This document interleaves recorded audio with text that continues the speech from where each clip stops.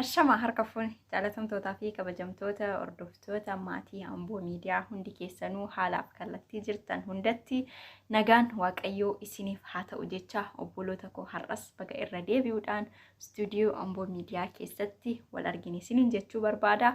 Egaa har'as Amboo maaltu fidee dhufe warri jettan Amboon maal nuuf qabattee dhufte jechuun keessan hin oolu. Namoonni haaraa taatan chaanaalii Amboo Miidiyaaf subscribe, like, share gochuudhaan maatii Amboo Miidiyaa akkasiin taatan gamanumaan isin affeeruu barbaada jaalalaaf kabajaan. Namoonni haaraa taatan immoo gara istuudiyoo Amboo Miidiyaa dhuftan hundi keessanuu like, share gochuudhaan komentii naaf kaa'aa. Anillee dhufee maatii isiniif ta'a wal qabannee haa guddannu. Mitiin wal qabattee laga ceeti jedhamti Oromoon hin naamamaaku.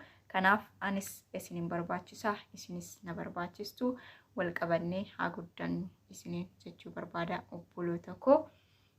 Egaa har'a Amboo maaltu fidee dhufee warri jettanii jirtu. Amboo maaltu fidee dhufee jecha keessatti yookaan gocha keessatti wanta na ajaa'ibe tokko yookaan wanta gaafii natti ta'ee dhaggeeffadhee dabarse keessaa isin gaafadha. Isinis immoo akka naa deebistan abdii guddaa isinirraa qaba. Komentiidhaan akkaataa itti fudhattan naaf ibsitu. Innis maali? Jireenya keessatti yeroo tokko haadha maseena wayitu ture. Haadha maseena wayitu ture. Haati kunis otoo jiraattu naannaan isheen jiraattu naannaa baadiyyaati. Otoo haati kun jiraachaa jirtu ilmoo hin qabdu. Akka tasaa ta'ee lafa bal'aa qabdi. Oromoon yookaan Oromiyaan qabeenyaan badhaatuudha. Ni beekna hundi keenya. Ayyoon kun lafa baay'ee ni qabdi.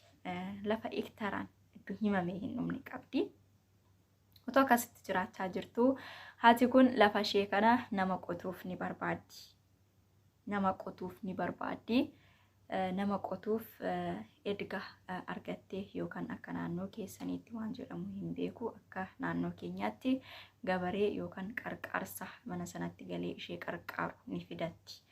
Nama kanas fidattee namni kun otoo qarqaaraaf jiru waggoota 2 waggoota 3 otoo akkasitti gargaaraanii jiru. Jaartiin kun Oromoon egaa jireenya keessatti namni kamuu ni beeka. Nama itti dhufe tokko akka ilmoo isaatiitti hammatee jaalatee kabajee bakka guddaa laatee fi ni jiraachisa. Kuni aadaa Oromoo keessaa isa guddaadha. Isa guddaa bakka qabudha. Hundi keenya ni beekna. Isaan otoo jiru haati kun mucaa kana akka ilmoo ishiitti ilaaltee waggoota 2 waggoota 3 arfaffaa edda ishii bira ture. Gaaf tokko yaa ilma koo anis umuriidhaan dadhabaan jira. Atis immoo hojjettee na jiraachisaa jirta. Nama nyaata siif qopheessu dirqama si barbaachisa. Kanaaf ani mana tokko siifan gadhiisaa fuudhii. Nas xooraa. Isinis mana kanatti jiraadhaa. Qabeenya kanattis jiraadhaa. Anas na jiraachisa jettee haati kun ilmoo ishee kanatti yookaan mucaa gabaree mana isheetti gale kanatti ni himatti.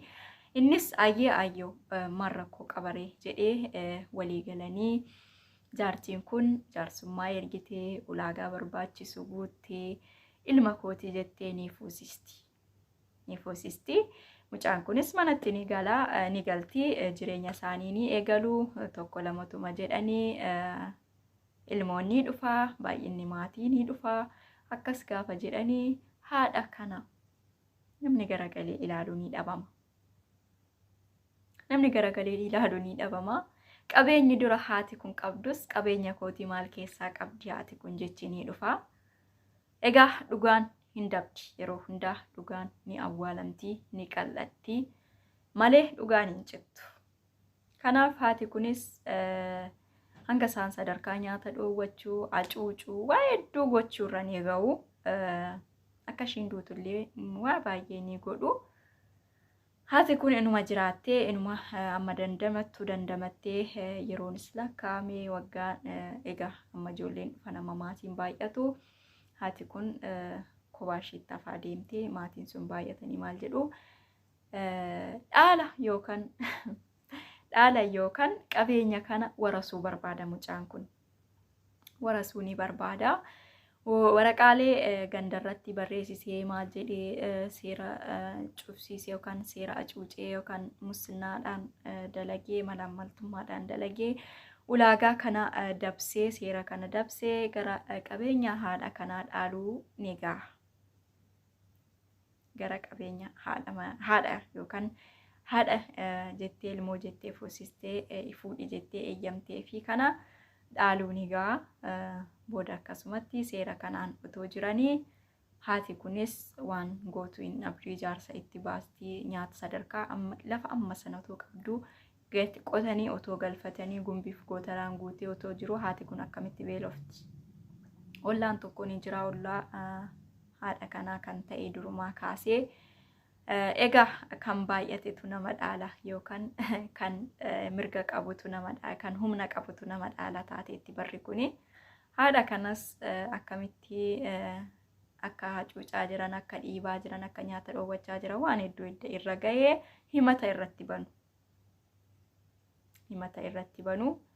Egaa dhugaan kun dabdeetuma turtee jallatteetuma turtee waa hedduu bu'aa bahii hedduu keessanii darbite jaartiin kun yookaan hayyoon kun. Kanaaf dhugaan akkasumatti awwaalamee otoo jiru haati kunis umuriidhaan otoo jirtu. Egaa viidiyoo kana kanumarratti isiniif dhaabuu barbaada.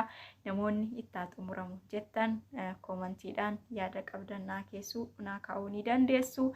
Namoonni Amboo Miidiyaadhaaf haaraa taatan subscribe, like, share gochuudhaan Amboo Miidiyaa akkasiin jabeessitan gamanumaan isin affeeruu yookaan isinitti dhaammachuu barbaada. As keessatti waan isin hubattan hedduutu jira jedhee nan amanaa. Kan baay'ate yookaan kan humna qabutu nama dhaala. Ammoo abbuma qirsiisanaatu dhaala. Isa jedhamu kanas egaa akkasiin ilaaltanitti yookaan akkasiin deebisaa fudhattanitti yaada isin qabdan irraan hordofee yookaan koomentii isin keessan irraa hubadheen yaadni kun itti nuuf haa goolabamu dhumasaa dhaga'uu ni barbaanna namoonni jettan koomentiidhaan barreessuu ni dandeessu. Yaada kanas isiniif goolaba. Namoonni immoo akkasumatti tilmaamnee waan haati kun taatu yookaan wanta godhamu dhumasaarra arguu barbaanna warri jettanis yaada qabdan asumaan kaawwachuu ni dandeessu. Egaa obboloota koo jechoota keessatti yoon dogoggore yoon isin mufachiisee gamanumaan dhiifama isin gaafachuu barbaada. Namoonni Amboo Miidiyaadhaaf haaraa taatan irra deebi'uun isiniin jedha. Like, share, subscribe gochuudhaan na jabeessaa. Amboon nama gorsaan deebi'uu dandeessudha. Iddoon dogoggoree jirutti yaada qabdan koomentii irraan naa kaa'uu dandeessu. Gorsa qabdanis gamanumaan naaf dabarsuu ni dandeessu. Hanga ammaatti kan na faana turtan hundi keessanuu galatooma. Amboo Miidiyaa like, subscribe, share gochuun dagatina. Turtii gaarii isiniin jedha obboloota koo. Hanga viidiyoo biraatiin yookaan dhumuma viidiyoo kanaan walitti deebinutti turtii gaarii.